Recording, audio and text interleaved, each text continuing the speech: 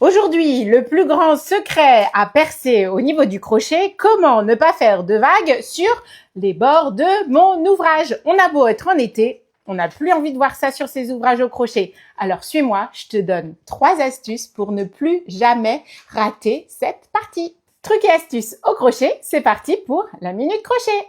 Première astuce, quand tu débutes, je te conseille de compter tes mailles une à une. C'est-à-dire qu'à chaque fois que tu vas faire un mouvement avec ton fil et ton crochet, tu vas compter une maille. Ici, j'ai placé 20 mailles sur mon rang et donc je vais compter jusqu'à 20, c'est-à-dire 20 mouvements de mailles serrées et je suis sûre d'avoir le bon nombre de mailles à chaque fois. Deuxième astuce, et c'est souvent là où vous vous trompez car vous ajoutez ou vous retirez des mailles. C'est à la fin de mon rang, lorsque je dois tourner pour rejoindre le rang suivant, eh bien, je vais crocheter une maille en l'air.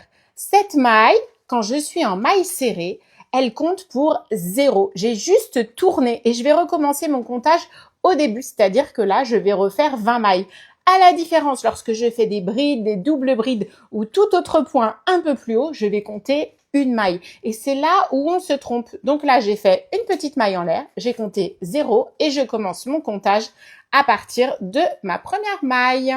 1, 2, 3 et ainsi de suite. La troisième astuce lorsque je crochette, c'est de déterminer où se trouve la dernière maille que j'ai à réaliser.